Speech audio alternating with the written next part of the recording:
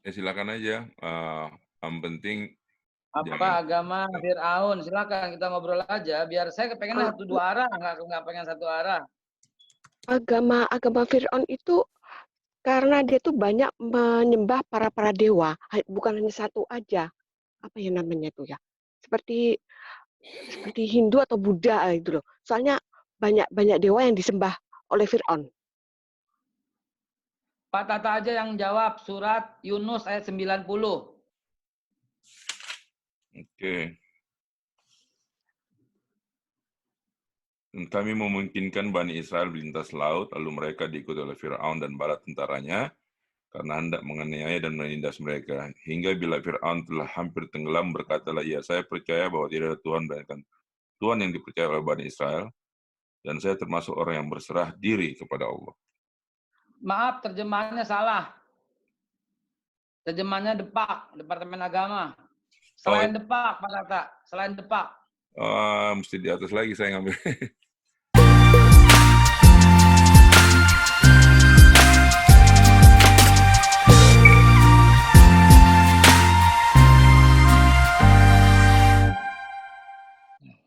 Assalamualaikum. Assalamualaikum warahmatullahi wabarakatuh. Waalaikumsalam warahmatullahi wabarakatuh. Masya Allah, Ustaz. Jazakumullah khair waktunya. Subhanallah. Apa kabar sahabat-sahabat semuanya yang ikhwan, akhwat, dimanapun Anda berada saat ini? Kita ketemu lagi di seri yang kedua, ceramah Babe Haikal dengan tema meluruskan Tauhid dengan memahami sejarah peradaban. Kemarin kita sudah membahas Islam di zaman Nabi Ibrahim sampai lahirnya agama Yahudi. Di seri yang kedua ini insya Allah Babe akan membahas Islam di zaman Nabi Sulaiman sampai lahirnya agama Nasrani. Tadi kita sudah melihat program yang kami umumkan kemarin, bahwa program Ramadan Berbagi dari Forum Tanah Air bekerja sama dengan program Satu Bantu Satu dari Ustadz Haikal Hasan atau Babe Haikal kita ini. Insya Allah dengan sinergi ini kita bisa lebih banyak membantu saudara-saudara kita di tanah air yang sangat membutuhkan uluran tangan kita. Baiklah, sekarang kita beri kesempatan kepada Babe Haikal untuk memulai seri yang kedua dari ceramah kita pada hari ini. Tafadhal, Ustaz. Alhamdulillah. Bang Tata, Pak Helmi, apa kabar? Mbak Winda, Mas Dan, Mbak Danet, Pak Iskandar, dan semua yang saya tak sebutkan lagi. Mbak Popi, Pak Irman. Saya mencari teman saya nih. Uci, mana Uci? Lambaikan tangan. Oh ada, Uci Purwadito. Apa kabar from Danet Suryatama? Baik, saya awali dengan mengucap Bismillahirrahmanirrahim. Assalamualaikum warahmatullahi wabarakatuh. Waalaikumsalam. Innal hamdalillah wa syukurillah ala nikmatillah wassalatu wassalamu ala Rasulillah Sayyidina Muhammad ibn Abdillah wa ala alihi wa sahbihi wa mawalah. Sahabat sekalian, saya membuka grup chat dan di handphone, di laptop saya, ya, di laptop saya selalu ada grup chat ini terbuka terus. Saya kepengen sekali di saat saya bicara itu di-cut. Mau tanya dong yang kemarin gitu. Dan sebelum saya mulai, silahkan saya mengajak teman-teman explore gitu loh. Apa yang mengganjal dari pertemuan kemarin? Sebelum saya mulai lanjut, tolong disampaikan sekarang agar apa yang saya sampaikan nanti jelas, asik, terdengar bagus, paham, dan clear gitu loh. Tidak ada lagi di antara kita yang ragu atau menyangkut tentang agamanya Nabi Ibrahim adalah agama Islam, tentang agama Nabi Ismail, Nabi Ishak, Nabi Yakub, dan semuanya adalah Islam. Tentang Nabi Ibrahim tidak pernah menikahi budak bernama Hajar. Nabi Ibrahim menikahi Hajar, anak Raja Heksos. yang melahirkan Ismail yang kemudian sampai ke Nabi Muhammad. Dalam surat Maryam ayat yang ke-54 dan 55, Ismail itu tulen Islam. Dia mengajarkan seluruh anak-anaknya 6, yang paling tua Kedar, mungkin dia Nabi Khidir. Ya, anak-anaknya 6, semua diajarkan dalam Al-Quran. Surat Maryam, ya, Ismail itu mengajarkan sholat, zakat kepada seluruh anak-anaknya. Nah, sampai di sini saya ingin sekali buka forum. Silahkan apabila ada yang ingin ditanyakan. Afwan Ustadz, kemarin ada pertanyaan yang pas waktunya juga sudah habis 1 jam. Dan Ya. Antum bilang kita akan jawab berikutnya, yaitu ada yang bertanya, kalau tidak salah dari Pak Dwi ya. Itu apakah betul di bawah Masjid Al-Aqsa itu pihak Yahudi menggali bawah Masjid Al-Aqsa, dan kalau memang betul apa tujuannya? Oke. Suara saya ini bagus atau tidak? Atau saya perlu tambah mic seperti ini? Bagus sih, udah bagus sekarang, Ustaz. Kalau mau tambah mungkin lebih bulat ya, tapi udah bagus sih. Kalau bagus saya nggak perlu takut-takut. Nggak apa-apa. Bagus, crystal clear. Crystal clear. Ajib. Masya Allah. Dibuktikan alhamdulillah bagus sekali. Oke. Baik. Apakah di bawah Masjidil Aqsa itu ada penggalian? Ya. Betul, ada penggalian. Apa yang mereka gali? Yang mereka cari adalah kerangka Nabi Sulaiman. Kerangka dalam bahasa Arab itu haikal. Lah, nama gua haikal. Iya, nama saya haikal. Itu artinya kerangka dalam bahasa Arab, ya. Dan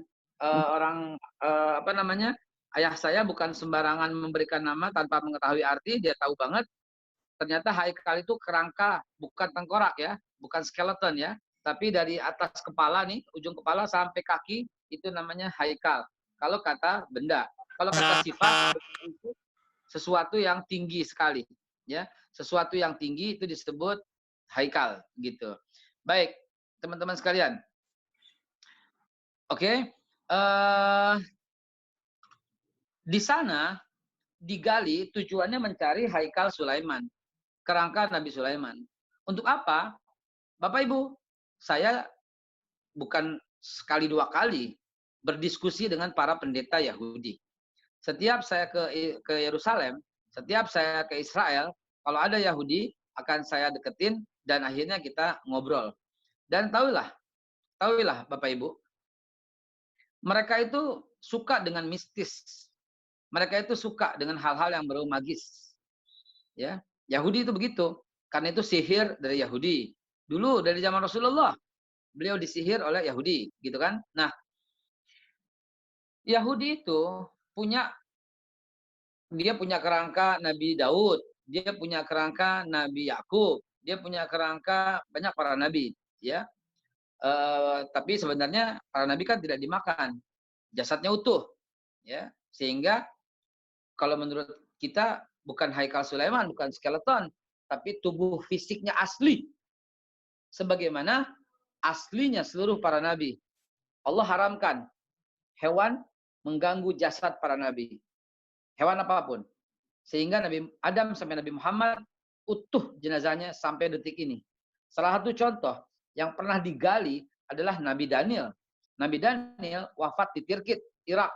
Nabi Daniel itu ya Rasulullah mewasiatkan kepada Umar bin Khattab apabila ketemu jenazah Nabi Daniel, mungkin teman-teman sekalian baru dengar nih Nabi Daniel. Ya.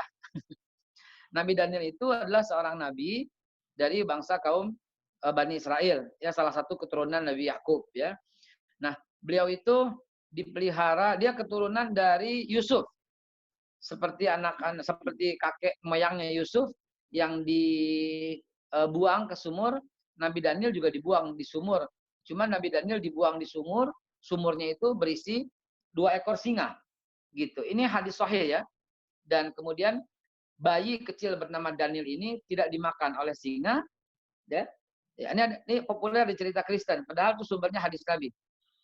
Ya, dan Nabi Daniel itu dipelihara oleh singa sehingga sampai dewasa dia seorang nabi yang gagah dan dipelihara oleh 2 ekor singa.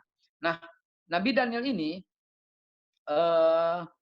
astagfirullahaladzim, Nabi Daniel ini memiliki cincin yang cincinnya ada singa yang berhadapan kiri kanan gitu. Nah, waktu penyerangan ke Tirkit dipimpin oleh Abu Musa al-Asy'ari, Umar bin Khattab pernah berpesan, kalau ketemu jenazah Nabi Daniel, maka hartanya banyak disimpan bersama jenazahnya. Hartanya disuruh bagi, kata Sayyidina Umar bin Khattab, sebagai ghanimah orang yang berperang. Kecuali cincinnya. Cincinnya bawa pulang, kata Umar bin Khattab. Kasih ke saya begitu. Rupanya sampai di Madinah, cincin itu dipakai oleh Abu Musa al-Asy'ari. Maka Umar bin Khattab menyerahkan itu kepada Abu Musa al-Asy'ari. Begitu. Nah, teman-teman sekalian, bentar.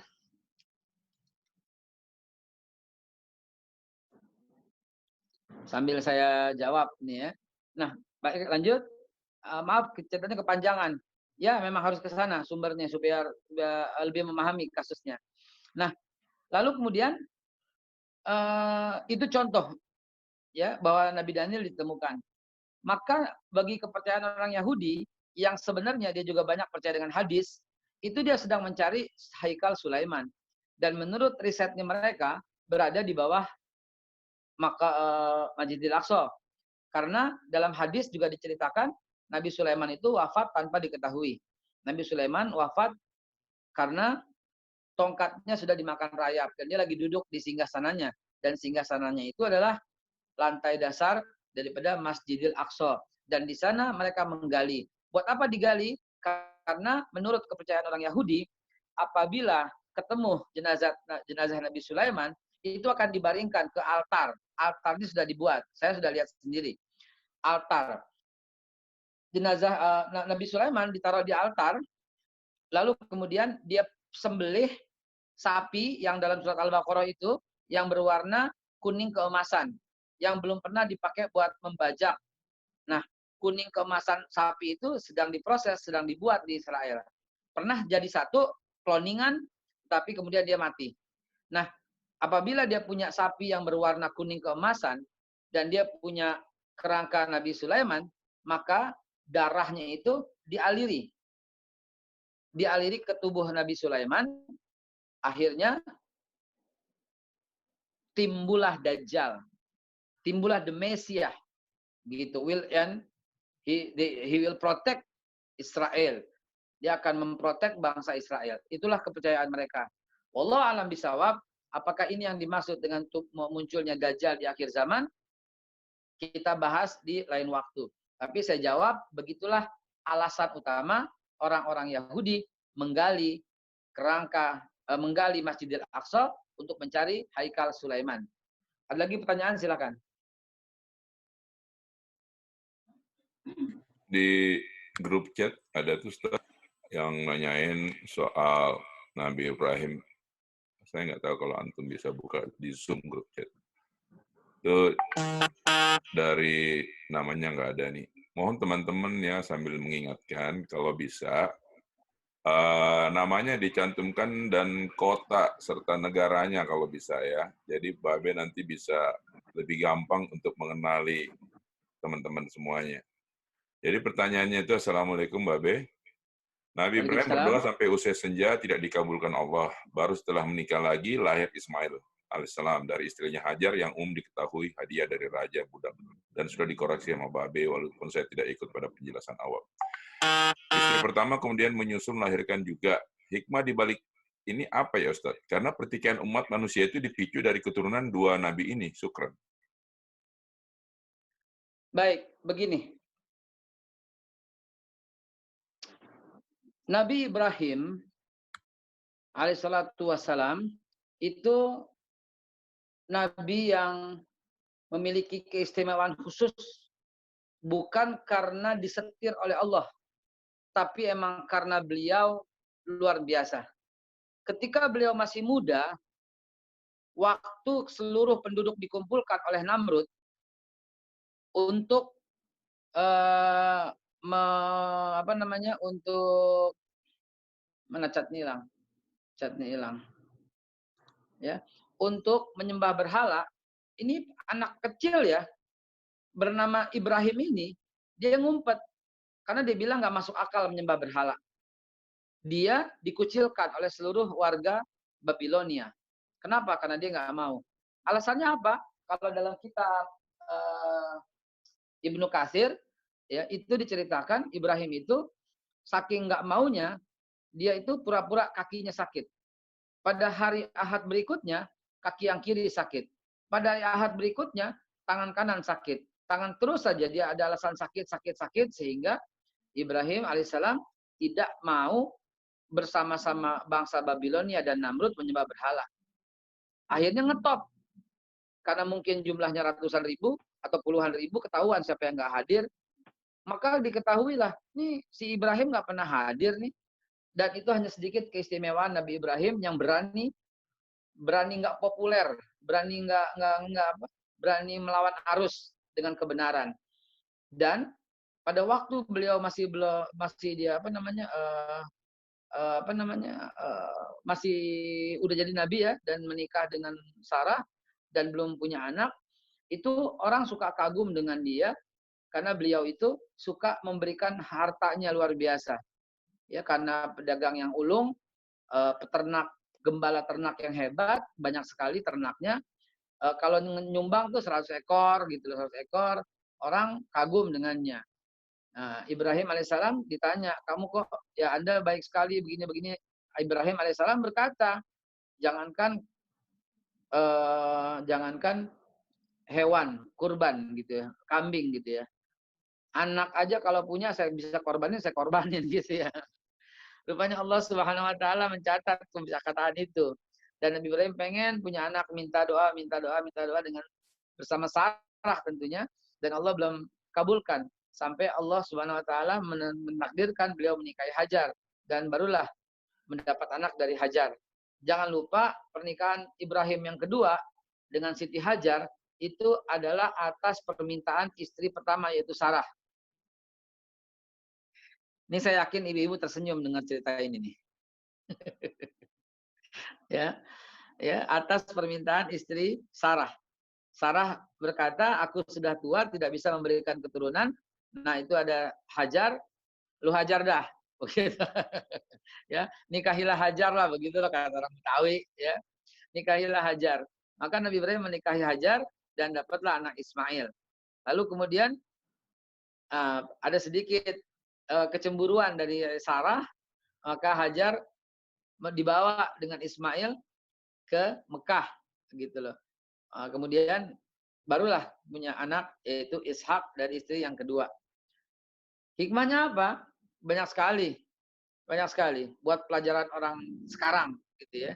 Tapi kalau dibilang pertikaian umat manusia dipicu dari keturunan dua nabi ini, tidak juga, gitu loh. Tidak juga. Kalau diurutin ke Ibrahim alaihissalam, berarti anak-anaknya Ibrahim dong, gitu loh. Harus dilihat persen demi persen. Yang kita mesti pahami itu adalah pasca Nabi Sulaiman. Setelah Nabi Sulaiman, seperti saya jelaskan kemarin, Nabi Sulaiman adalah raja terakhir Israel. Ini udah masuk materi ya, Pak Tata? Siap, Ustaz, siap. Udah masuk materi, karena Ya. nyambung nih pertanyaannya. Mengantar saya ke sana, gitu ya. Siap, Ustaz. Baik, jadi ketika Nabi Sulaiman wafat, meninggalkan harta yang banyak, ya, meninggalkan harta yang banyak. Nah, itulah awal mula perselisihan. Keturunan Nabi Ismail belum ada perselisihan itu, Mbak. Perselisihan itu dimulai dari Nabi Sulaiman. Ya. Kenapa jadi echo nih? Ya. Keturunan pertikaian itu dimulai dari anak-anak Nabi Sulaiman. Ya. Izinkan saya share, Pak Tata. Siap. Oke. Screen share. Saya share ini. Oke. Pak Tata tentu melihat materi ya. Iya. Oke. Oke. Lihat di sini, lihat di sini.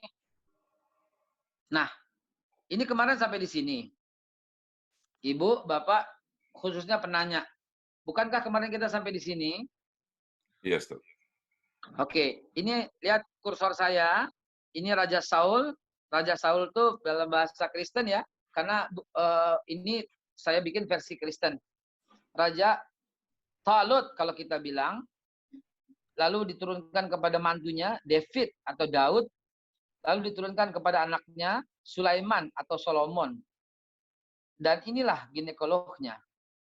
Ya, Saul punya anak Isboset, punya mantu Daud, punya anak Solomon atau Sulaiman. Pecah dua, Mbak. Yang bertanya, maaf tadi siapa Pak Tata yang bertanya? Itulah namanya nggak ada, tapi namanya pakai iPhone aja. Oke. Nah, di sini bukan terpicu oleh dua keturunan Ismail dan Ishak. Itu mah zaman sekarang. Ketika mereka dengki dengan Nabi Muhammad. Gitu. Pertikaiannya di sini. Ketika Nabi Sulaiman wafat, pecah dua kerajaan Israel. Yerobeam mendirikan negara sendiri. Rehabeam juga mendirikan negara sendiri. Masalahnya itu di sini. Nah, Rehabeam tetap dengan Islamnya. Gitu. Sementara Yerobeam menciptakan agama baru. Gitu. Agama baru itu bernama Judaism atau kerajaan Judah. Dan Judaism itu adalah Jewish atau Yahudi. Jadi bukan dari itu keturunan itu, ributnya itu dari sini. Gitu loh. Ributnya itu pecah gitu. Nah, baru kemudian mereka petantang-petenteng. Semua keturunannya itu dibunuh yang Islam dari bagian Rehabeam ini, ya, dari bagian Rehabeam ini. Siapa keturunan yang dibunuh? Seluruhnya. Mungkin Bapak Ibu mendengar nama, ya, maaf, nama ini. Stop share, mana nih stop share? Oh ini. Mungkin Ibu Bapak mendengar nama Samson. Itu nabi. Nabi orang Islam. Nama aslinya Sam'un. Gitu. Atau mendengar Daniel. Itu nabi. Nabi Daniel. Atau mendengar Nabi Hercules. Gitu. Hercules gitu. Itu nabi. Dan mereka tuh wafatnya tuh tragis. Dibunuh semua. Siapa yang bunuh? Agama baru itu. Yahudi itu. Maka dituding oleh Allah, Yahudi pembunuh para nabi. Yang tercantum dalam Al-Quran juga dibunuh oleh mereka. Siapa dia? Zakaria. Dibunuh dengan cara digergaji. Begitu. Juga Nabi Yahya. Dibunuh, dipenggal lehernya oleh Yahudi. Begitulah Yahudi kebiasaan kelakuannya. Gitu. Dan kita tahu kan Zakaria itu siapa? Zakaria adalah saudara daripada Imran. Dan Imran punya anak wanita tunggal yang bernama Maryam. Dan inilah awal mula ya pertikaian antara Yahudi dengan Kristen. No, dengan Islam. Kristen belum ada. Kristen belum lahir, Pak. Masih jauh. Ini kita cerita belum apa-apa. Belum Kristen. Mana ada agama Kristen? Mana ada orang yang mengatakan Tuhan itu tiga? Mana ada orang yang mengatakan Yesus itu anak Tuhan? Belum ada. Sama sekali belum ada. Saya tantang, buka sejarah. Buka sejarah. Ya, sejarah apa? Sejarah apapun. Dalam bahasa apa? Bahasa apapun. Mau bahasa Ibrani, mau bahasa Arab, mau bahasa Inggris, Perancis, semua. Tanya. Mau tanya Google, tanya. Wikipedia, tanya silahkan. When Christianity start? Mereka akan menjawab 325 AD. Ya, tahun 325. Itulah pengangkatan Yesus jadi Tuhan. Tahun 325.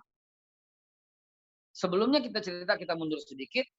Ya, Maryam alaihissalam ini adalah ibunda daripada Nabi Isa yang kemudian dirawat, dijaga oleh Nabi Zakaria sampai kemudian lahir Yesus atau Nabi Isa. Tidak usah alergi kalau saya menyebut Yesus karena ini adalah bahasa biasa, bahasa Ibrani. Begitu juga Moses yang berarti Musa atau Moshe. Moshe kalau bahasa daripada Ibrani. Begitu juga Daud dengan Islamnya David, dengan Kristennya Devi dengan bahasa Ibraninya. Begitu juga Sulaiman dalam bahasa Islamnya, atau Solomon dalam bahasa Nasraninya, atau Solomo dalam bahasa Ibraninya.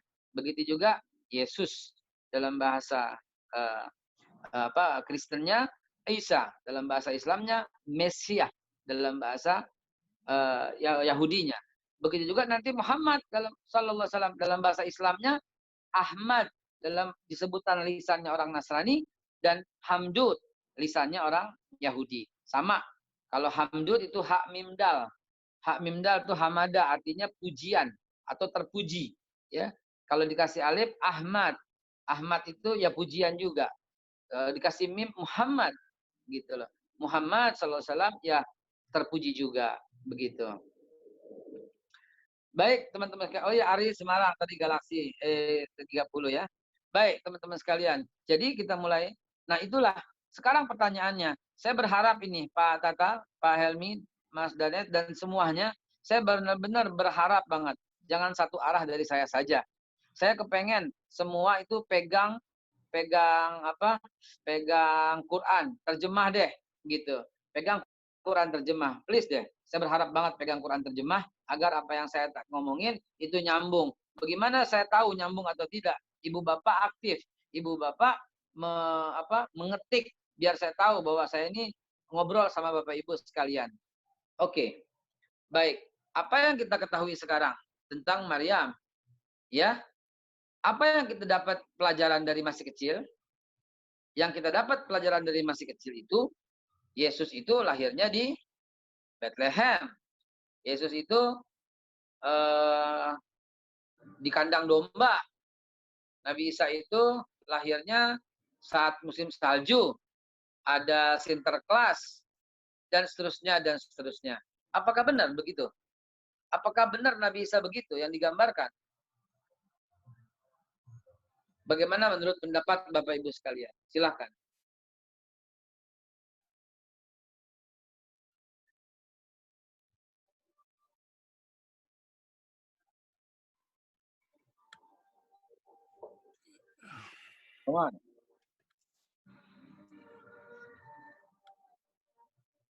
Oke. Ikhwan akhwat.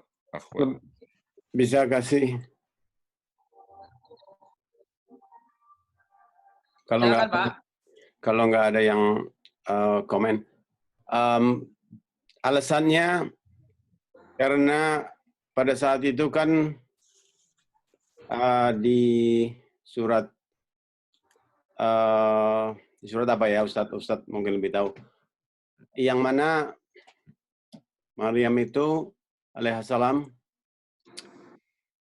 sempat menggugurkan buah korma atas izin Allah. Nah, itu menandakan bahwa itu bukan di musim dingin, musim winter. Absolutely. Absolutely, Pak. Nice sekali. Saya sudah siapkan nih ya, sudah siapkan beberapa cuplikan. Ya, beberapa cuplikan. Kita buka dari surat Maryam. Saya akan senang sekali kalau Bapak Ibu sekalian dengan amat sangat serius membuka Al-Quran. Begitu. Membuka Al-Quran. Mari kita buka surat Maryam. Ya, surat Maryam. Apakah sudah dibuka, Bapak sekalian? Ya. Ya. Di ayat berapa, Ustaz? Nah, kalau sudah dibuka surat Maryam, kita mulai. Oh, boleh saya share dulu ya? Ya, siap. Oke, bismillah. Ini saya share. Wait, gimana ya? Oh ya ini, oke. Saya suka lupa aja nih. Tunjuk yang mana? Tunjuk yang ini, baru share. Oke. Baik. Saya ulangi lagi supaya nyambung. Nabi Sulaiman wafat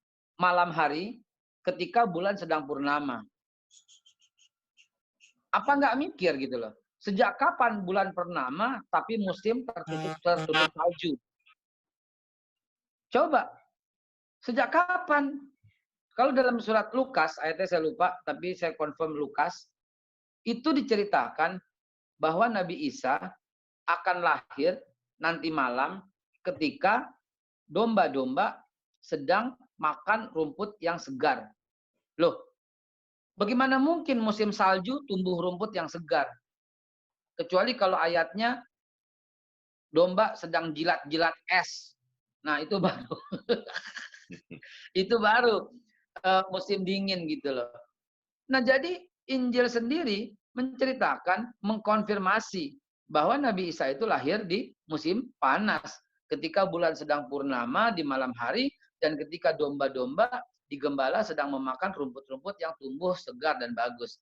Itu musim yang bukan dingin lah begitu. Nah, jadi dengan ayat ini kita semakin yakin bahwa telah terjadi distorsi sejarah. Dan distorsi ini kacau. Begitu. Nah, balik lagi dengan inti materi kita, Bapak Ibu sekalian yang dimuliakan Allah. Sebentar, saya harus share lagi sedikit. Ya, sebentar tadi. Dan yang disuruh sholat dan zakat bukan cuma Nabi Isa, semua nabi. Semua nabi disuruh sholat dan zakat. Ya. Nabi Ibrahim, surat Ibrahim ayat yang ke-7. Nabi Ismail, surat Maryam ayat yang ke-54 dan ke-55. Nabi Yakub, semualah. Bahkan Nabi Zakaria, Nabi Yahya, Nabi semua. Nabi Musa. Tadi kita lewati Nabi Musa ya. Nah, bagaimana dengan Nabi Musa? Apa agamanya Nabi Musa? Saya stop share. Kita ngobrol lagi. Ibu bapak sekalian, tadi udah cerita ya, nggak ada hubungannya Nabi Musa dengan Yahudi ya. Nggak ada hubungannya. Ingat. Nabi, ini ada pertanyaan, boleh saya baca ya Pak Tata ya. Ada makam Nabi Daniel di Iran dan beberapa makam para Nabi Israel. Apakah dapat diulas? Ya, udah saya ulas tadi. Nabi Daniel itu ya bukan di Iran, di Irak, di Tirkit. Kotanya Tirkit. Ya, kota Tirkit. Confirm. Dia dikuburkan oleh Abu Musa al-Asy'ari, sahabat Nabi.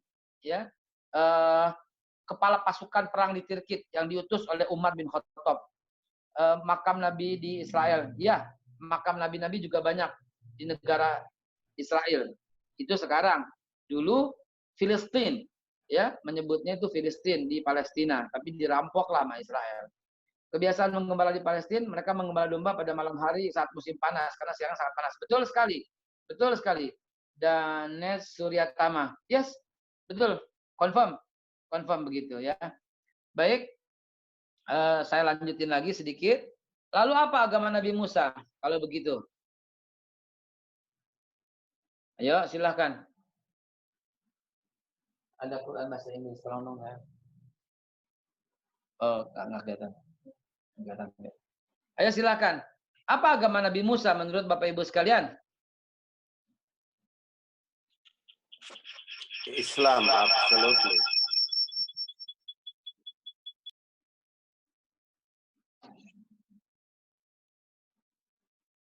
Ya jelas. Sure. Islam lah. Dari mana dalilnya?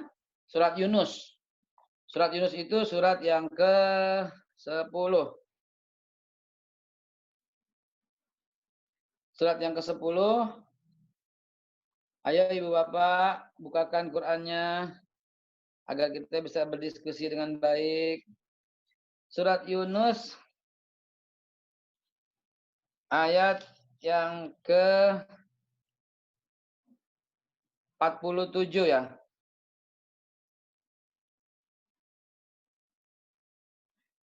74, 75.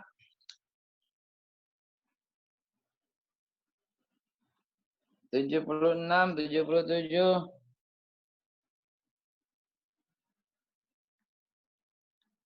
84. Saya menggunakan Quran bahasa Inggris nih.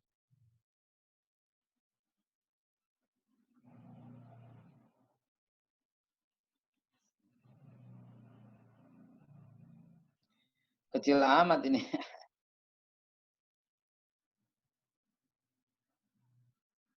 Oke. Pertanyaannya mungkin terlalu mudah tentang Nabi Musa. Sekarang saya tanya lagi. Agar kita nyambung aja nih Pak Tata, minta maaf dan teman-teman. Saya pengen ngobrol gitu loh, bukan satu arah. Saya pengen dua arah. Apa agamanya Fir'aun? Penyembah berhala. Mbak Bopi bilang penyembah berhala. Apa agama Fir'aun? Fir'aun yang suka orang maki-maki terus, apa agamanya? Ya silakan aja. Yang penting Apa jangan. agama Fir'aun? Silakan kita ngobrol aja. Biar saya pengen satu dua arah, nggak pengen satu arah. Agama Fir'aun itu karena dia tuh banyak menyembah para dewa, bukan hanya satu aja. Apa ya namanya tuh ya? Seperti Hindu atau Buddha gitu loh. Soalnya banyak dewa yang disembah oleh Fir'aun. Pak Tata aja yang jawab surat Yunus ayat 90. Oke. Dan kami memungkinkan Bani Israel melintas laut, lalu mereka diikuti oleh Fir'aun dan bala tentaranya, karena hendak menganiaya dan menindas mereka. Hingga bila Fir'aun telah hampir tenggelam, berkatalah ia, saya percaya bahwa tidak ada Tuhan melainkan Tuhan yang dipercaya oleh Bani Israel, dan saya termasuk orang yang berserah diri kepada Allah. Maaf, terjemahannya salah. Terjemahannya Depak, Departemen Agama. Selain Depak, Pak Tata. Selain Depak. Mesti di atas lagi saya ngambil. Oke, silahkan ntar dicari selain Depak. Ayat Jangan berapa? Depak. 90, Yunus 90. Selain Depak. Iya, saya punya Depak. Oke, boleh saya bacakan? Silakan, selain Depak ya. Dan kami memungkinkan Bani Israel melintasi laut, lalu mereka Sama, itu Depak. Oke. Depannya Depak itu. Oh. Ini yang satu yang rada jujur nih. Nih, Quran Translation dalam bahasa Inggris. Kelihatan kan?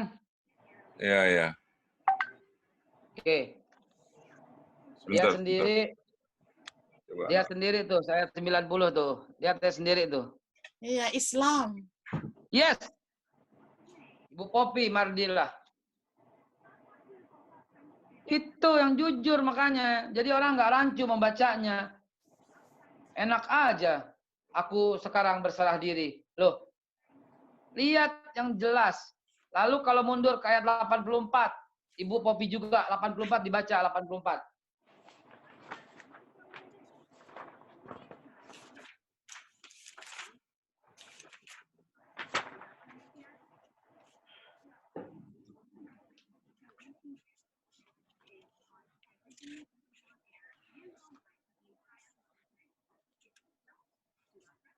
Coba yang ini saya baca ya, Ustaz ya. Silakan, asal jangan depak ya.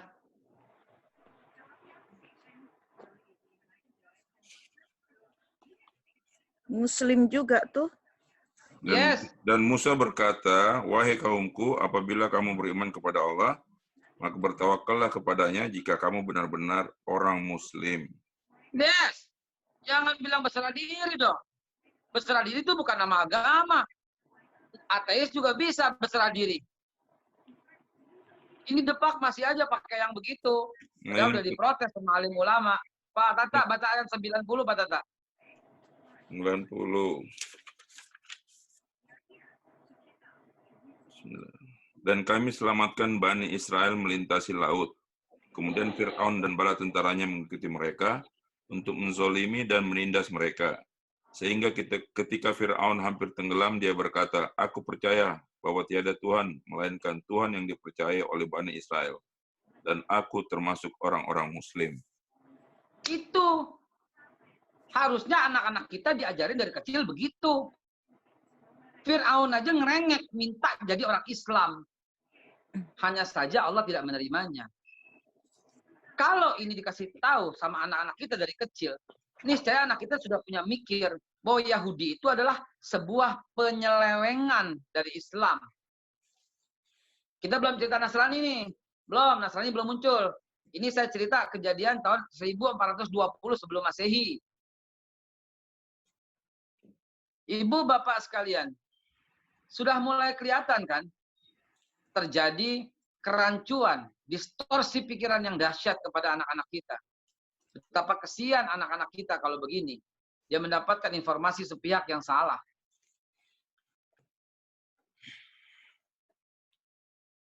Sekarang saya skip bicara sampai di sini. Mohon pendapat Bapak Ibu sekalian. Dibuka itu unmute-nya. Silahkan kita ngobrol rame-rame. Ya silakan dibuka. Tapi yang penting volumenya jangan terlalu besar. Jadi mungkin nggak feedback satu sama lain. Nih saya bacain Pak Tata dalam edisi Inggrisnya. 90. Ya. We took the children of Israel across the sea. Pharaoh and his hosts followed them. Ini kecil banget sih. In insolence, In spite. Saya lanjutkan, Bu. at length they overwhelmed with the flood. He said, Oke. I believe Ya. that there is no God except him, whom the children of Israel believe in. I am of those who submit. Cuma segitu? Yeah. No. Kalau di saya punya dua terjemahan. Saya punya dua Quran dalam bahasa Inggris. Di saya, and believe in, and I am the those who submit to Allah in Islam. Oh, itu dalam kurung itu, Beh. Ya. Itu Say it. dalam kurung, ya. Say it. Karena di situ Oh, Muslim. I see. Okay. Ayat Quran saya dalam bahasa Inggris punya dua. Yang kedua, sebentar saya ambil.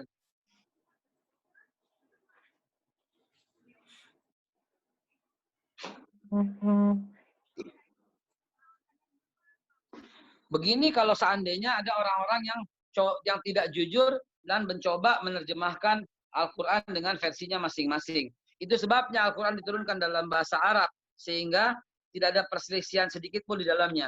Mau dibaca dimanapun, pasti akan sama.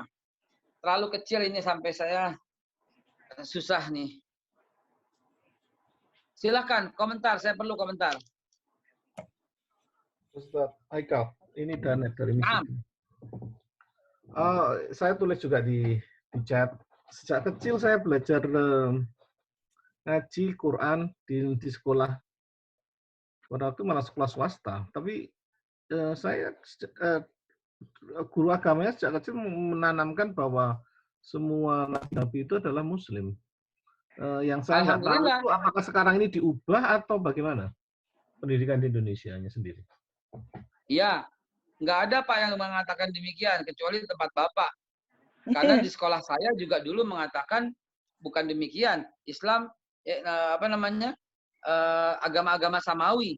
Quran Kristen itu dari Tuhan, Yahudi itu dari Tuhan, dan itu diajarkan di anak-anak sekarang.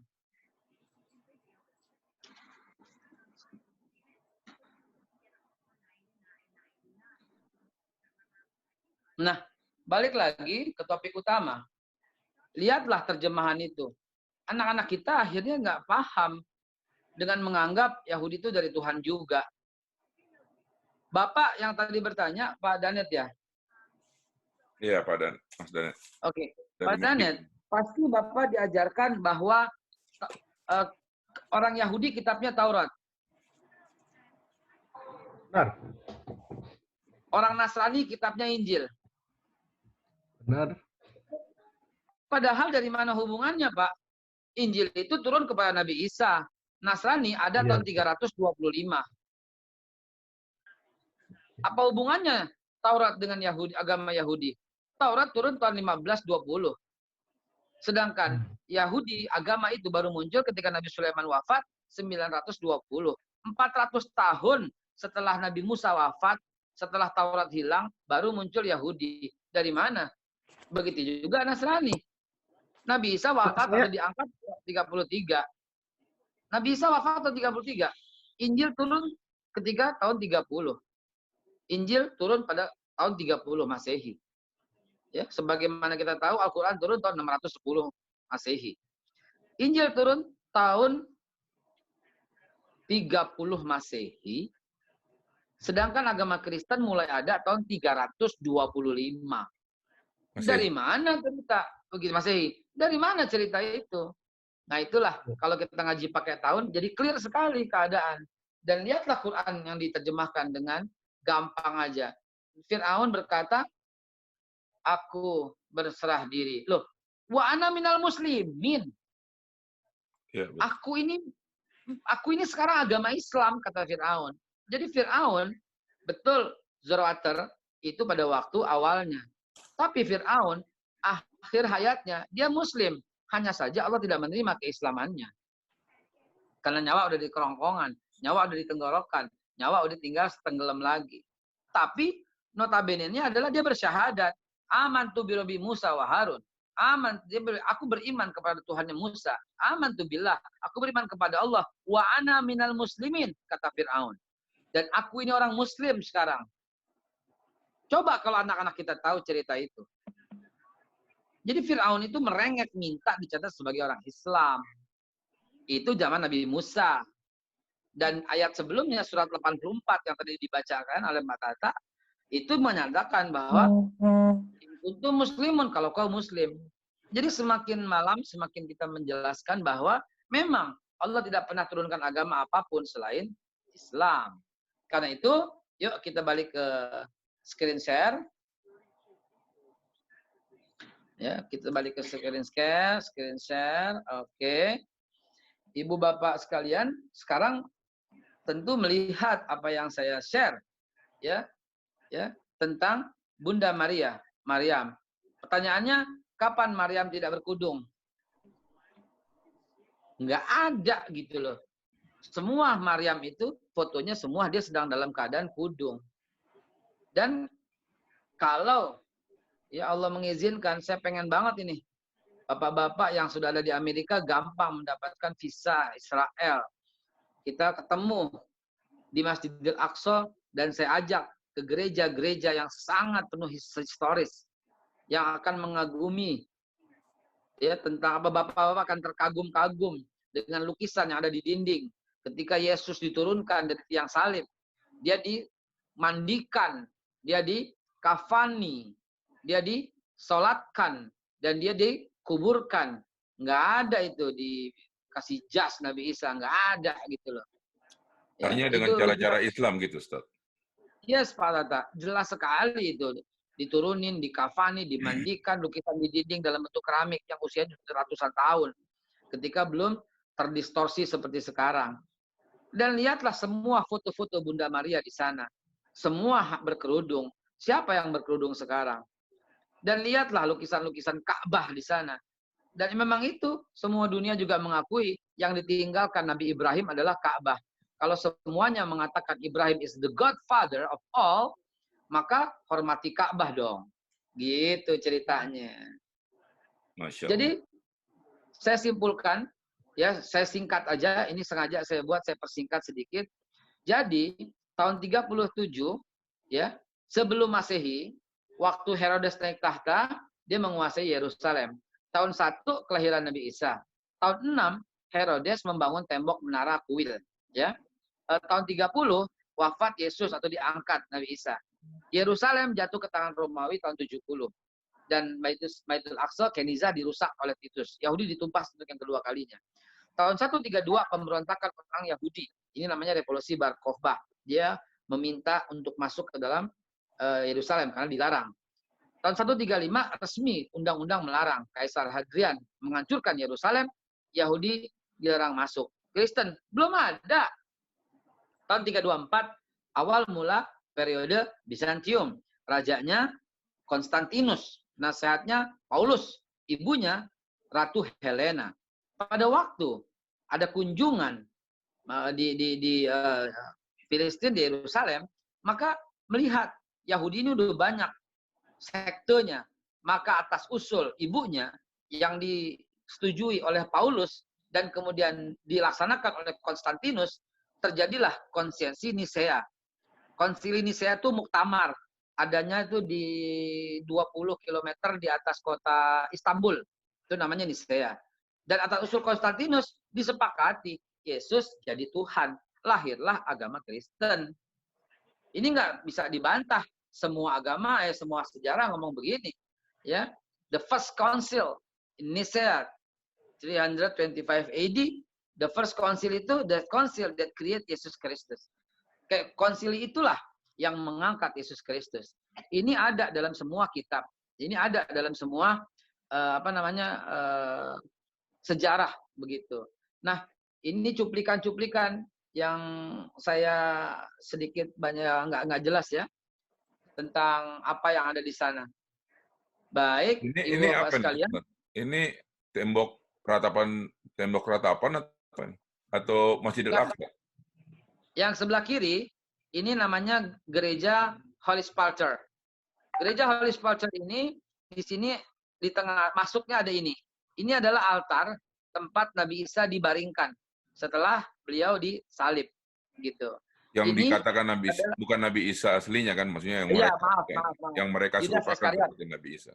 Ya, bukan maaf Pak Ustadz, menurut artikel yang saya baca, jadi si ratu itu ibunya Konstantin itu dari ini ya para historian katanya itu dia hanya mengaku itu tempatnya, tetapi historically itu sebetulnya tidak ada bukti bahwa tempat itu adalah tempat Yesus berbaring. Of course. Saya lanjutin sebentar saja. Oke. Di sini ya ini yang diyakini oleh mereka dulu ya. Dan ini ini ada 7 sekte di sana, 7 sekte, dan saya pernah 2 kali tepat tanggal 25 Desember sengaja ngepas-pasin ingin duduk bersama mereka, pengen tahu apa sih yang mereka lakukan gitu ya. Dan ini adalah tempat di mana ada kayu salib ya. Dan ini dari jauh tempatnya. Dan apa yang Ibu katakan itu benar. Kalau mau lengkap ceritanya nontonlah Da Vinci Code. Da Vinci Code. Ya, Ibu udah lihat ya Da Vinci Code ya. Tentang atau masuk ke dalam Discovery Channel, search tentang kain kafannya Nabi Isa. Yang ternyata kain kafannya menurut data yang sangat ilmiah belum sampai 1000 tahun, hanya sekitar 200-300 tahun yang lalu. Kalau diteliti ya Nabi Isa kan udah 2000 tahun ya. Maka betul Ibu yang bilang tadi banyak sekali pertentangan. Namun saya hanya cerita tentang yang banyak diyakini oleh mereka. Kalau lihat kursor saya, ini adalah di Tenggarai. Saya masuk ke dalam gereja Yesus Kristus. Ya, gereja ini di Yerusalem ya, Ustaz? Ini di Yerusalem semua. Ini yang kursor saya di Bethlehem, Pak. Oke. Kursor saya di Bethlehem. Ini diyakini tempat lahirnya Nabi Isa di sini. Dan yang saya atas ini ada patung kecil. Nah, inilah patung Bunda Ratu Helena. Oh, bukan Ratu Helena. Ratu Helena gitu. Ya ini cuma sekedar sedikit intermezzo yang ya saya pengen sekali ngajak Bapak Ibu sekalian ke sana gitu ya. Ini rupanya ini cakep. Ini adalah tempat di tempat kursor saya di bawah sini persis itu adalah makam kuburan Nabi Ibrahim alaihissalatu wassalam. Nabi Ibrahim. Ini dulu sinagog berubah menjadi gereja dan kembali menjadi masjid. Jadi pertama kali masjid. Di mana, Ustaz? Ini di kota Hebron. Oke. Kota Hebron. Nah, ada kursor saya di sini ya. Kursor Nabi Ibrahim. Kursor saya yang di sini istrinya Nabi Ibrahim yaitu Sarah. Ya. Kalau Hajar dan Ismail di Mekah. Itu masjid yang ada beberapa makam Nabi itu ya, Ustaz? Betul sekali. Di belakang ibu ini ada Nabi Ishak. Di belakang bapak ini ada istri Nabi Ishak namanya Ribkah atau Rebeka atau Rachel gitu. Nah, ini ada pintu. Pintu ini ke sana milik Yahudi. Pintu ke sebelah sana udah sinagog. Ini bagian Islam, ini bagian sinagog.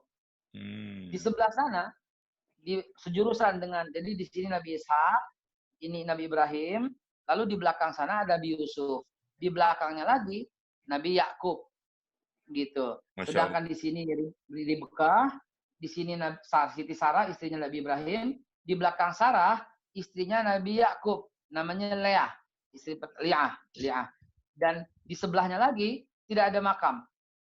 Tidak ada makam karena yang dibawa dari Mesir ke sini hanya makam Nabi Yusuf. Tidak pernah terjadi dalam sejarah alias hadis palsu yang menyatakan Nabi Yusuf menikahi Zulaikha. Tidak pernah Nabi Yusuf menginginkan istri orang. Dalam hal ini istri raja. Tidak pernah terjadi. Istri raja bukan Zulaikha yang disebut namanya. Zulaikha hanya ada dalam kitab berbahasa Indonesia yang tidak ditemukan di kitab-kitab agama yang lain, dalam sejarah yang lain. Demikian. Lalu kita lanjutin lagi sejenak. Saya ya ini terlalu detail nih ya, terlalu detail ini tentang Kristen ya. Ada zaman Babylon dan seterusnya, ada tahun-tahunnya di bawah. Saya harus masuk ke dalam ini sedikit penyesatan gitu ya, bahwa dalam agama Kristiani terakhir itu adalah Nabi Maryam, Yesus gitu ya, nggak ada Nabi Muhammad ya, karena menurutnya bukan Nabi gitu ya. Ini ntar saya share ke Pak Tata kesimpulan. Mulai 978 sebelum Masehi, saya turutkan terus sampai 930. 722 sebelum Masehi, saya terus sampai tahun 1, sampai Herodes naik tahta. Sampai terus, nah konsil Nicea atau usul dihadiri 248. Kebanyakan nolnya, maaf, disepakati Yesus jadi Tuhan. Jangan lupa, ini supaya tidak menimbulkan kesan yang horor. Tahun 326, Ratu Helena, Ibunda Konstantin Agung mengunjungi Yerusalem dan membangun gereja makam Kristus. Sekaligus tahun 326, Ratu Helena membuat undang-undang untuk mencongkel mata orang yang sholat. Maksudnya orang Nasrani. Iya, karena undang-undangnya itu dibuat oleh Ratu Helena.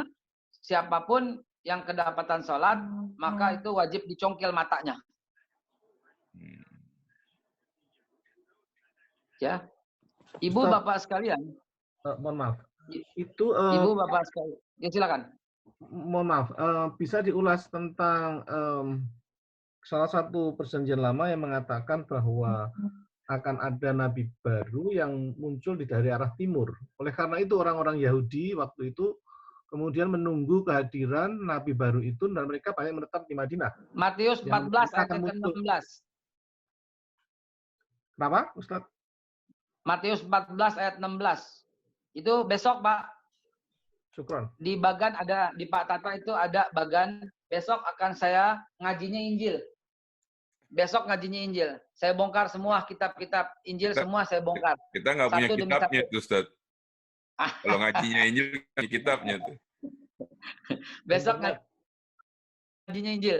Akan saya ceritakan semua apa yang ada dalam Injil. Ya, kebetulan alhamdulillah saya juga suka baca Injil. Saya punya 3 kitab.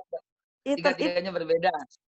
Interrupt Ustadz, karena Injil Kristen itu berbeda dengan Injil Katolik. Katolik lebih banyak ayatnya. Jadi mesti lihat di mana, yang mana nih. Aku punya yang Kristen.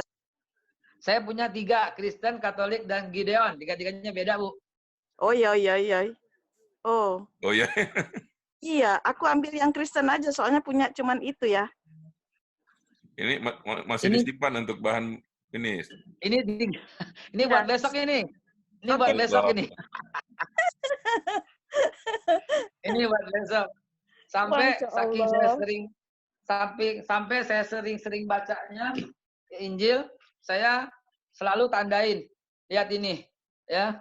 Saya seperti penginjil aja. Tuh, tandanya tuh. Tuh lihat tandanya. Saya kasih apa? Note gitu, note. Tuh. Saya kasih note itu. Apa? Saya kasih note. Saya suka baca Injil. Besok ya kita baca Injil ya. Besok kita baca Injil. Mungkin Sabtu depan maksudnya, Ustaz. Kita mulai Sabtu depan lagi. Besok hari Senin di sini. Oh iya, Sabtu depan kita baca. Saya juga punya Injil Barnabas. Ya, saya juga punya Injil Barnabas. Punya saya. Original. Beli di Yerusalem, di Israel. Masya Allah. Ustaz, tadi apa yang menyatakan kedatangan Nabi baru? Matius 18:14. Bapak penasaran? Saya bacain aja ayatnya. Padahal nih buat besok ini, Pak. Nggak mau nunggu besok katanya. Besoknya hari Sabtu soalnya, Ustaz. Penasaran amat.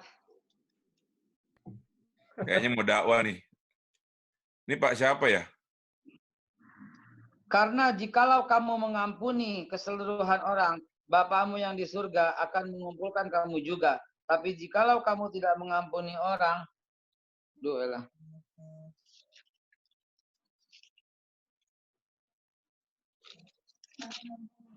Ya? Nggak kelihatan. Kecil begini. Ini bukan kacamata, makanya nggak kelihatan. Lihat kacamatanya tuh, bolong tuh. Kacamata gaya itu ya. Bukan, ini kacamata Cak ion. Injil. Kacamata ion nano supaya nggak pegel. Kayak Injil juga kacamatanya. Pakai kacamata Tag Life, Ustad. Good life. Live. Ya, penghibur itu, tunggu ini Matius. Penghibur itu tidak akan datang.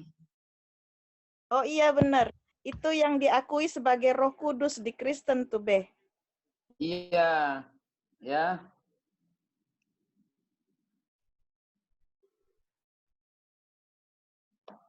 Oh ini ya. Jadi Roh Kudus itu adalah Muhammad SAW. Yohanes juga, Yohanes 14 juga, Yohanes 14, Pak. Ada siapa nih Bapak kok demen banget ini bahas ini? Nggak, saya juga nggak bisa. Pak siapa ya tadi ya? Nah, namanya nggak. Dan Hah? Granat. Pak Om. Ayat yang ke... Oke, saya bacakan Pak. Ayat yang ke berapa sini? 26. Jikalau penghibur itu yang akan kuutus dengan Bapa datang, yaitu Roh Kudus, Roh kebenaran yang keluar dari Bapa, ia akan bersaksi tentang aku. Tapi kamu juga harus bersaksi karena kamu dari semula bersama-sama dengan aku. Ini ayatnya dalam Al-Quran. Allazi yantiqu anil hawa in huwa ila wahyu yuha. Allah meletakkan Nabi Muhammad itu kebenaran di mulutnya. Penghibur itu tidak akan datang kepadamu kalau aku tidak pergi. Namun benar apa yang kukatakan ini kepadamu adalah lebih berguna bagi kamu jika aku pergi. Sebab jika aku tidak pergi, penghibur itu tidak akan datang. Di sini ditulis kalimatnya hamdud. Hamdud itu adalah pujian. Di sini penghibur. Penghibur itu dalam bahasa Ibrani itu hamdud. Kalau pakai kitab Ibraninya. Hamdud itu bukan penghibur. Hamdud itu Muhammad. Hamdud itu Muhammad. Bahasa Arabnya ha, mim, dal. Tadi saya bilang, lisannya Islam berkata Muhammad. Lisannya Nasrani berkata Ahmad. Surat Sof 61 ayat yang ke-6. Itu disebut wa isqala Isa. Dan ingatlah ketika Isa ibn Maryam berkata, patata surat Sof ayat yang ke-6 artinya patata. Wa isqala Isa bin Maryam, ya Bani Israel, inni Rasulullah ilaikum, musaddiqan lima baina yadayya minat Taurat, wa mubasyiran bi rasulin ya'ti min ba'di ismu Ahmad, falamma ja'ahum bil bayyinat qalu hadza sihrun mubin. Wa man azlamu mimman iftara 'ala Allahil kadziba wa huwa yud'a ilal Islam. Tolong dibaca artinya, kesesuaiannya ini dengan Injil Yohanes. Sat ya? Sat ya? Surat Sof.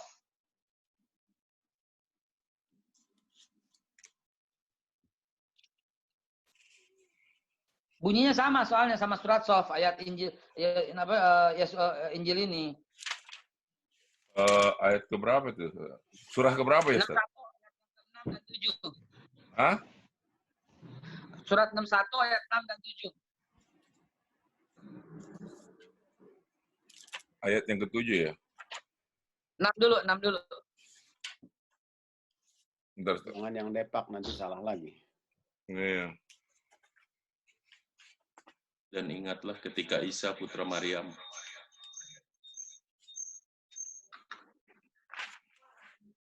ada ini Ustaz. Ada silakan. Tapi 61. Yang depan nggak apa-apa, Ustaz. Ini ada nih nomor ayat ke-6 ya, Ustaz ya. Iya. Dan ingatlah ketika Isa putra Maryam berkata, "Wahai Bani Israel, sesungguhnya aku utusan Allah kepadamu yang membenarkan kitab yang turun sebelumku, yaitu Taurat, dan memberi kabar gembira dengan seorang rasul yang akan datang setelahku yang namanya Muhammad." Tuh, itu lisannya Isa, Ahmad. Gitu, silakan Namun terus. ketika rasul itu datang kepada mereka dengan membawa bukti-bukti nyata, mereka berkata, "Ini adalah sihir yang nyata." Lanjutin, Ustaz. Justru lanjutan yang paling asik. Dan siapakah yang lebih solim daripada orang yang mengadakan kebohongan terhadap Allah, padahal dia diajak kepada agama Islam. Yes, cukup. Apa enggak clear itu? Nabi Isa tuh mengajak kepada agama Islam. Dia diajak kepada agama Islam kok. Begitu. Surat Ulangan 18:15 berbunyi bahwa seorang nabi di antara kamu, di antara segala saudaramu, dan seperti aku ini akan dibangkitkan oleh Tuhan Allahmu. Maka dialah yang harus kamu dengar. Gitu loh. Dan surat Ulangan 18:22 ini menjelaskan tentang apa? Kelahiran Nabi Muhammad. Di mana kelahirannya? Tentang air Zam-Zam, tentang tentang di Arab, tentang Zara. Zara itu Sarah ya, Siti Sarah, mereka sebutnya Zara. Tentang berlarinya Zara dari sana ke sini, dari Safa ke Paran. Safa, Paran, Safa, Paran, Safa, Paran. Untuk apa? Untuk mencari Zam-Zam. Kita semua tahu cerita apa itu, cerita Zam-Zam gitu loh. Dan Paran, kalau dicari di Google juga tahu bahwa Paran itu adalah Mekah. Itu dalam kitab Nabi Hagai. Saya jadi ingat tuh kitab Nabi Hagai. Jadi ngaji Injil sekarang kita bagaimana nih? Pembukaan Injil untuk besok. Pembukaan. Ya. Ayat yang pertama surat apa itu? Ulangan kitab Nabi Hagai. Nah, ini ya, saya bacakan Ulangan yang ke-33. Ya. Yang punya Injil boleh dibuka Ulangan 33.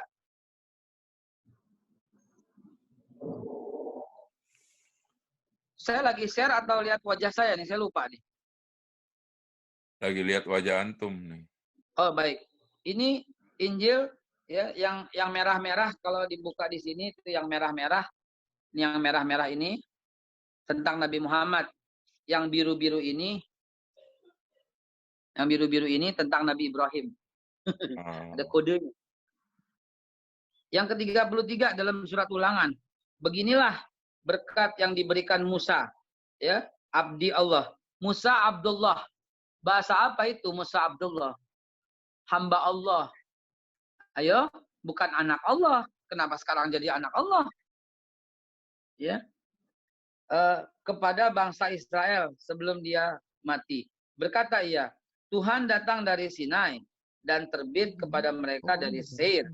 Ia tampak bersinar dari pegunungan Paran. Kalau cuma baca segitu, kita nggak paham. Kenapa? Karena terjadi penutupan arti sebenarnya. Kalau dibuka dalam bahasa Ibraninya, maka yang dimaksud dengan Seir itu, Sinai itu adalah Tursina. Gitu ya. Jadi Tursina. Lalu kemudian Seir.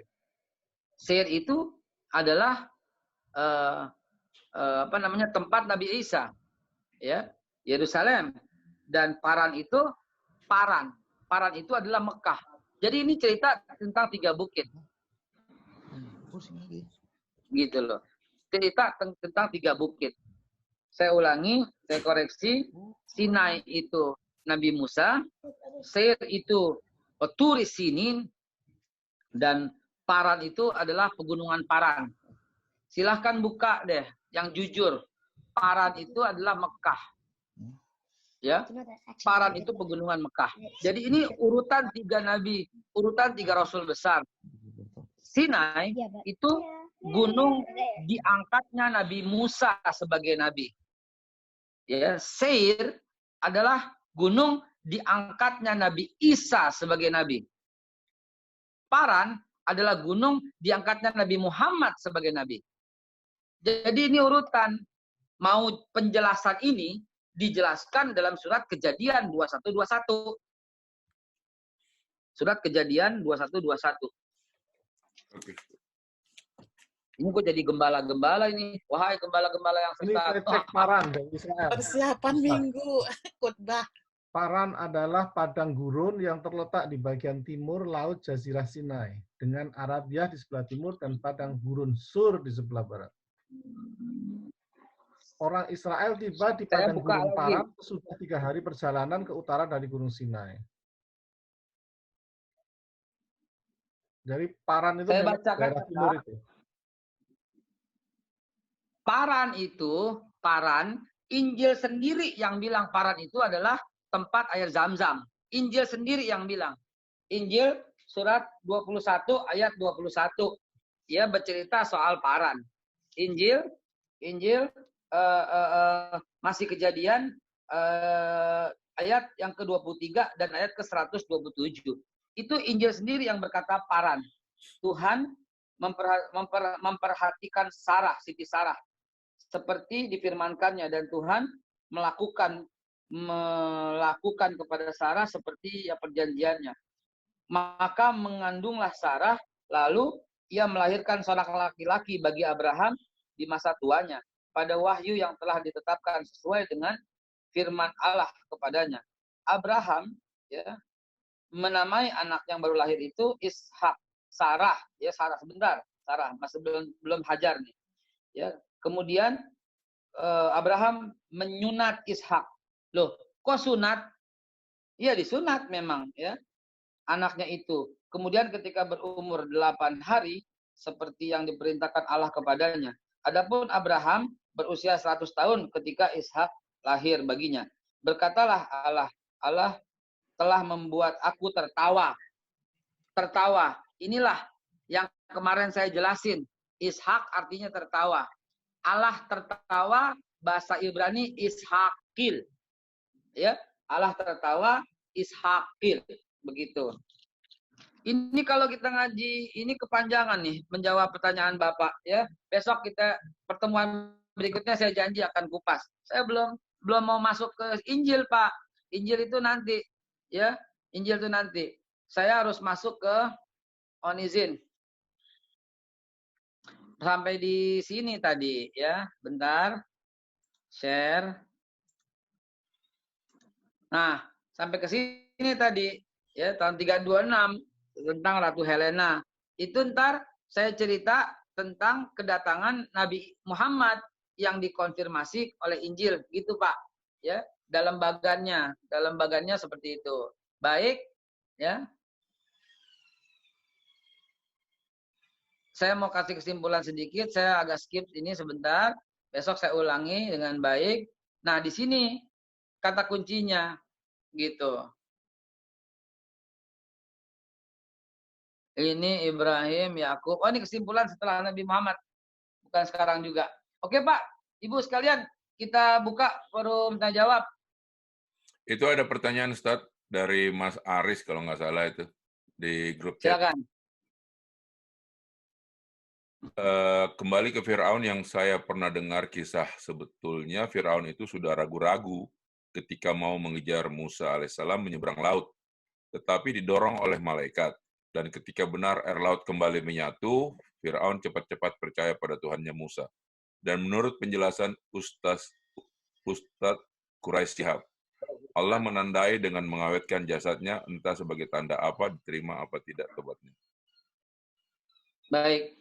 Kalau melihat surat Yunus, Allah tidak menerima keislaman Fir'aun. Dan Allah awetkan untuk pelajaran. Karena nggak ada kisah ya yang lebih zalim daripada Fir'aun. Fir'aun ngelihat orang Islam, yaitu Masyitoh, itu direbus bersama anak oroknya. Ya terlalu mengenai didorong oleh malaikat, saya belum pernah dengar.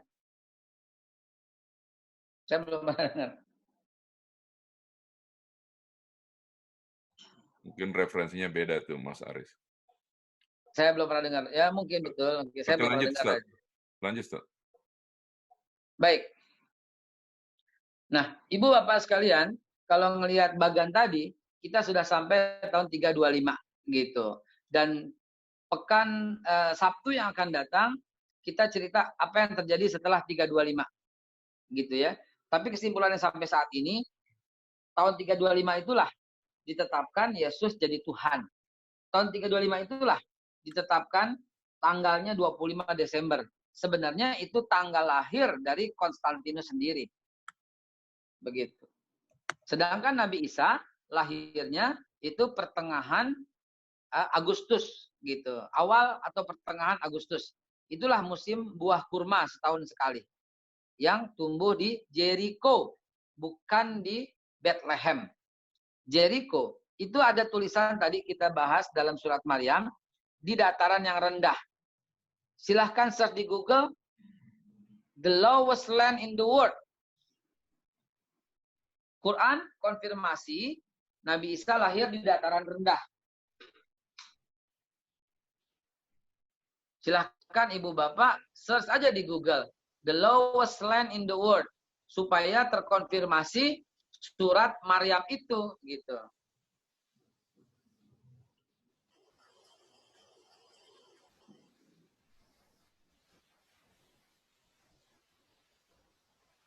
Oke,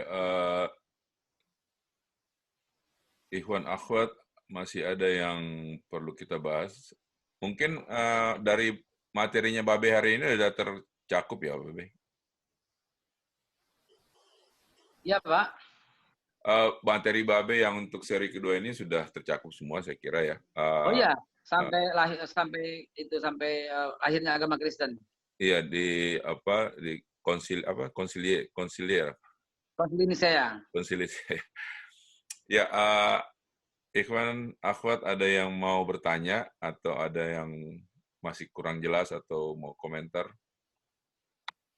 Izin Bang Nata. Ya, silakan Ustaz Abu Zar. Ustaz Haikal tadi menyebutkan tentang Zulaikha. Ini kan sudah luas di masyarakat, di kaum muslimin, terutama sekali di Indonesia, bahwa Yusuf itu dengan Zulaikha. Memang dalam Al-Quran disebutkan Imra'atil Aziz. Nah, jadi sebetulnya gimana tuh kebenarannya, terus bagaimana caranya kira-kira nanti kita meluruskannya? Baik, pakar hadis Indonesia, menurut saya sih nomor 1, unfortunately, sudah wafat, yaitu Kiai Haji Profesor Dr. Mustafa Ali Yakub MA. Diakui oleh pakar hadis nomor 1 di Indonesia. Beliau punya kitab, punya buku, hadis-hadis yang munkar, hadis-hadis yang sesat. Dan salah satu yang munkar itu adalah tentang Zulaikha. Jadi sudah banyak Pak konfirmasi, hanya saja kita masih sedikit tradisional. Untuk apa? Untuk tradisionalnya masih mempercayai begitu ya. Begitu juga tentang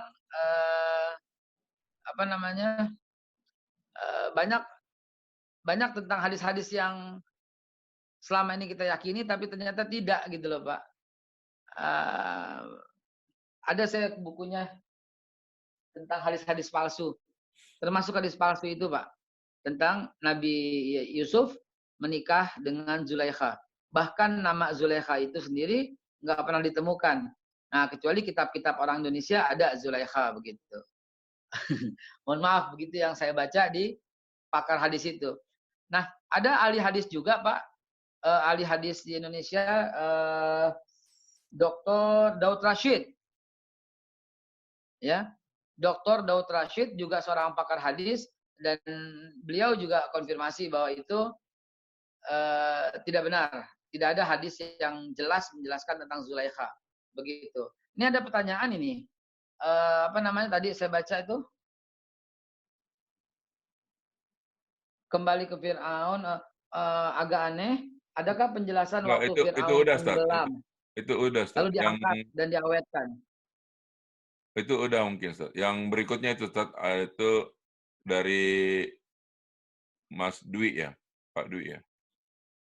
Iya, Fir'aun tenggelam. Iya, Pak, Fir'aun tenggelam itu telah terkonfirmasi tahun 88 Profesor Dr. Maurice Bucaille ya meneliti jasad Fir'aun, confirm di paru-parunya berisi garam, mengandung garam di Mesir begitu. Dan seorang ahli yang suka mencari harta karun ya namanya Ron White itu menemukan kerangka batu karang tapi bentuknya roda. Batu karang bentuknya roda. Tahun 88 itu ada di buku itu ya. Di tahun 88 bentuknya roda. Lalu ketika dibawa ke darat, buka karangnya itu ternyata emas, Pak. Dan kemudian disimpan di museum ya. Dan itu ditemukan di dasar Laut Merah. Gitu loh. Ya. Nah, itulah tempat kalau menurut hadis tenggelamnya Fir'aun di Laut Merah dengan tentaranya, dengan keretanya yang terbuat dari emas murni. Dan itu ditemukan ada di Stockholm University juga begitu. Benar adanya bahwa itu emas murni. Tahun 88 ditemukan begitu. Penjelasannya begitu.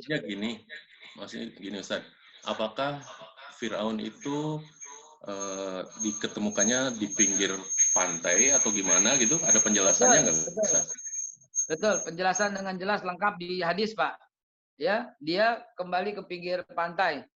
Ya, di pinggir pantai. Jelas sekali hadisnya dan ditemukan dan diawetkan oleh bangsanya pada waktu itu. Baik, Ustaz. Makasih banyak, Pak. Ustadz Haikal bisa diulas tadi yang tentang istri Nabi Yusuf di dalam Al-Quran itu menurut Ustadz Abu Zar tadi apa pencerahannya? Ya, Nabi Yusuf tidak diceritakan istrinya siapa. Nabi Yusuf tidak menikahi istri raja. Begitu, Pak. Jadi Nabi Yusuf di dalam ayat bisa dibaca nggak ayatnya tuh? Ayat berapa di surat apa surat Yusuf ya? Nggak ada, justru nggak ada. Justru nggak ada dalam Al-Quran diceritakan Nabi Yusuf itu menikahi Zulaiha, nggak ada. Nama Zulaiha pun nggak ditemukan dalam Al-Quran. Baik Al-Quran maupun hadis. Sehingga disimpulkan tidak pernah Nabi Yusuf menikahi. Gitu loh. Disebutkan dengan kata-kata Imro'atul Aziz, Ustaz. Imro'atul Aziz saja. Tapi itu ya, bukan betul. Yang tidak pernah dijelaskan Nabi Yusuf menikahi Imro'atul Aziz, tidak. Si Imro'atul Aziz itu, dia ketika itu dia menyadari, dia berkata, inna nafsala amaratun bisu illa ma rahima rabbi. Itu aja penjelasannya. Dia menyadari dia salah. Dia menyadari salah. Inna nafsala amaratun bisu. Nafsu itu mengarah kepada keburukan. Illa ma rahima rabbi. Kecuali yang dirahmati. Nafsu yang dirahmati oleh Allah. Kecuali itu tidak membawa keburukan. Itu saja. Karena itu dianggap mengada-ngada orang yang berkesimpulan bahwa Nabi Yusuf menikahi istri raja. Begitu.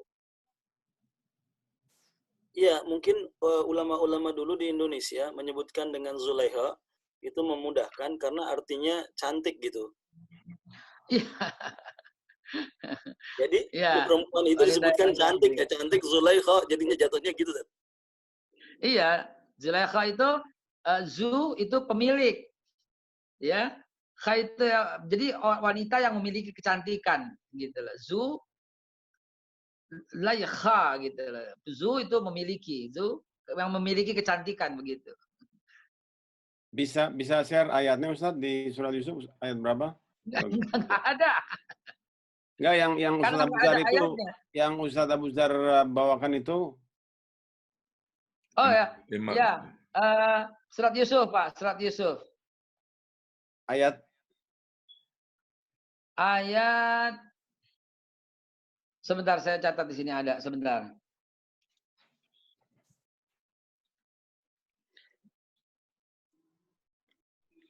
Bapak mulai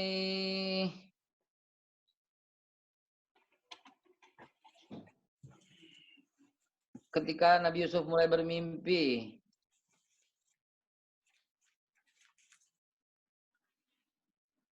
Pak Helmi penasaran dengan Zulaikha nih, Masya Allah.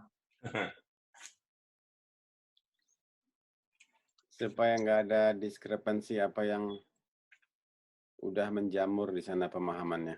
Mulai awal aja Pak, mulai ayat 11 tentang Nabi Yusuf mimpi, lalu kemudian tentang beliau tidak 15, terus saja cerita sampai nahnu naqussu ahsanal qasas gitu loh.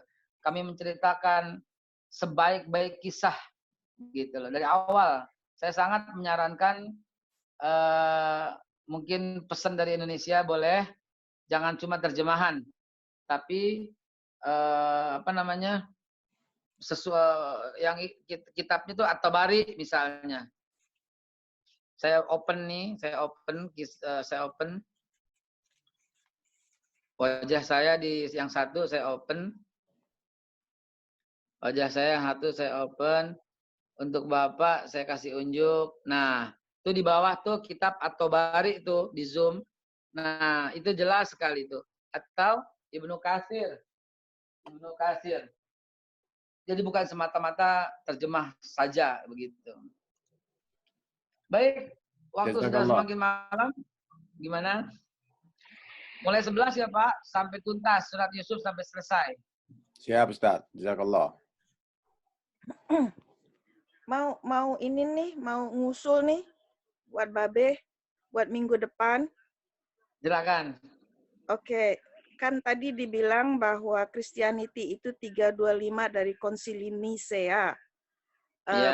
Mungkin bisa ditarik ke belakang ke Paulus karena dia the main person yang mengajarkan Trinitas walaupun tidak ada word Trinity di sana. Ya, jadi dia itu aja dan Mitraism. Ya. Mitraism itu agama awal Konstantin dan Paulus. Jangan lupa, kisah Nisea itu, pendeta-pendeta masing-masing punya kitab. Dan Pauluslah yang paling bertanggung jawab. Karena dia diminta oleh Konstantinus untuk mengumpulkan kitab. Dan ternyata dengan curangnya, Paulus itu membakar semua kitab. Dan meninggalkan 4 kitab di atas meja. Itu rekayasa dia. Dan 4 kitab itu adalah kitab yang ditulis oleh Matius, Markus, Lukas, dan Yohanes. Karena semata-mata mereka juga teman-teman daripada Paulus. KKN terjadi tahun 325. Paulus itu hidup 75 AD, Bang. Beh? Iya. Paulus hidup 75 AD. Matius itu hidup tahun 50 sampai dengan 70 juga Matius. Sedangkan Markus 70-an. Matius, Markus. Lukas 90-an. Dan Yohanes itu 100. Jadi mereka adalah keluarga dekat. Mereka mengambil Matius, Markus, Lukas, Yohanes memiliki kekerabatan yang erat dengan Paulus. Dan yang lain dibuang kitabnya. Dan Paulus menuduh ini Tuhan yang melakukan. Tuhanlah yang telah membakar semua kitab. Termasuk Barnabas. Ya. Sedangkan Barnabas ayat yang ke-72, 97, 136, 137, 82, dan 142. Saya bacakan secara singkat. Isa berkata kepada Hawari bahwa dia akan pergi. Yesus menyebutkan ciri yang akan datang dan sebelumnya berhati-hatilah terhadap orang yang akan mengotori Injilku ini. Pada saat itu, orang Kristen tinggal sedikit. Injil telah dirusakkan. Orang yang datang itu akan menumpas berhala. Dia akan marah, maaf bila aku dibilang Tuhan. Dia keturunan Abraham dan bila dia berjalan, dia dinaungi awan. Dan ayat yang ke-18 dengan jelas menyatakan nama orang itu Muhammad. Injil Barnabas ayat yang ke-18. Lalu kemudian, jadi panjang lagi kita. Udah, sapu depan deh. Oke. Gini be. Karena itu ditentang juga oleh mereka bahwa dari grup Antiquity dikatakan bahwa usia daripada Injil Barnabas itu hanya kalau nggak salah 500 tahun sesudah ini ya, katanya sesudah Nabi Isa wafat. Iya. Masalahnya bukan soal siapa, bukan soal wafatnya. Yang harus kita pegang adalah tidak ada satupun yang berjumpa dengan Nabi Isa. Baik Matius, Markus, Lukas, Yohanes, Paulus, Barnabas, tidak satupun yang berjumpa dengan Nabi Isa. Jangan lupa. Artinya itu bukan firman Tuhan. Itu adalah hadis. Kalau di Islam. Bukhari, Muslim, Tirmizi, Nasai, Abu Daud, Ibnu Majah tidak pernah satupun berjumpa dengan Nabi Muhammad. Mereka mengumpulkan keterangan-keterangan yang didapat. Maka Matius, Markus, Lukas, Yohanes, Paulus, Barnabas semuanya pun tidak satupun yang berjumpa dengan Nabi Isa. Artinya mereka menulis dengan cara dan kitab mereka masing-masing. Itu sebabnya ada 3.200 perselisihan dalam kitab Injil. Yang saya punya tiga-tiganya berbeda. Kenapa? Karena diceritakan oleh orang yang mengarang. Jadi Injil karangan Matius, yang betul kalimatnya. Injil karangan Yohanes, Injil karangan Lukas, Injil karangan Markus, dan seterusnya. Kayaknya besok ini mesti dilanjutkan Sabtu, Pak Tata. Maaf, Be. Masya Allah. Ini seru benar, Ustaz nih. Makin lama makin seru. Karena banyak sekali memang kajian-kajian online saat ini. Tapi ya semuanya kan seperti Ustaz tahu, yang dia bahas adalah halal haram, fikih, syariat. Nah, kita alhamdulillah. Terawih 20/8. Iya, kita alhamdulillah kita membahas sesuatu ilmu yang saya kira belum ada yang membahas selama ini. Jadi alhamdulillah, jazakumullah khair Ustadz Haikal dengan waktu dan kesempatannya ini. Mudah-mudahan kita bisa dapat ilmu yang lebih bagus. Dan ini dari pembicaraan saya sama Ustadz kan dibilang cuma 1 jaman kita ceramah. Ini sudah hampir 2 jam, Masya Allah. Tabarakallah. Ini Ustadz di sana sudah jam 12 tengah malam. Ntar lagi mau siap-siap tahajud dan sahur. Baik Ustadz, terima kasih sekali lagi. Teman-teman semua, insya Allah kita ketemu lagi hari Sabtu depan. Kalau bisa jangan lambat sehingga kita bisa lebih banyak